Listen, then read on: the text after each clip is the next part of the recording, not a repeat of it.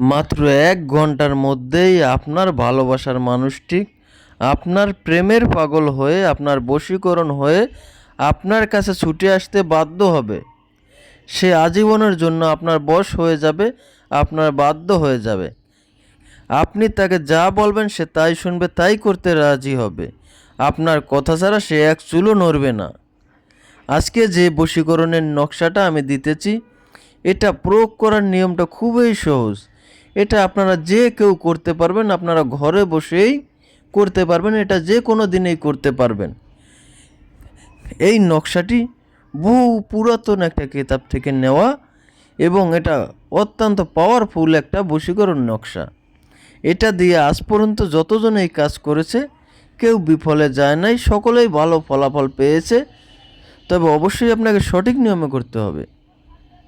যদি আপনি নিয়মটা শিখতে চান অবশ্যই সম্পূর্ণ ভিডিওটা দেখবেন এবং আপনারা এই ভিডিওটা শেয়ার করে আপনার টাইমলাইনে রেখে দিবেন, যাতে করে প্রয়োজনের সময় আপনি এই ভিডিওটি দেখে সঠিকভাবে সঠিক নিয়মে আপনার ভালোবাসার সেই কাঙ্ক্ষিত ব্যক্তিকে আপনার প্রেমের পাগল বানিয়ে আপনার বশ করে, আপনার বাধ্য করে আপনার কাছে নিয়ে আসতে পারেন, আজীবনের জন্য আপনার সাথে রাখতে পারেন, তাকে বিয়ে করতে পারেন।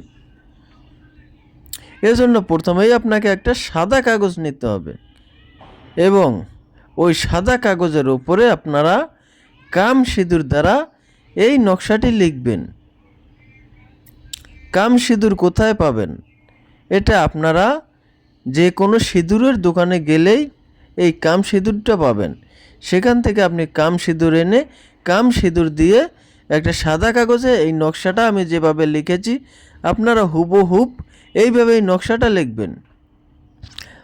তবে অবশ্যই নকশাটা আপনাদের ডান দিক থেকে লেখা শুরু করতে হবে, বাম দিক থেকে লেখা শুরু করবেন না, কারণ এটা হরফগুলো হচ্ছে আরবি হরফ, অক্ষরগুলো আরবি অক্ষর। আপনারা তাই অবশ্যই ডান দিক থেকে লেখা শুরু করবেন।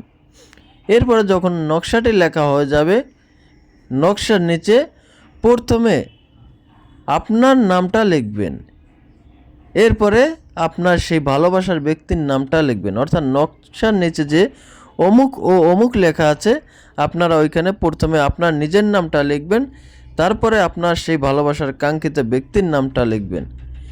এরপরে আপনি এই নাম সহকারে নকশা লেখা অংশটুকু কেটে নিয়ে আপনি সরিষার তেলে ভালোভাবে চুবিয়ে নেবেন, ভিজিয়ে নেবেন।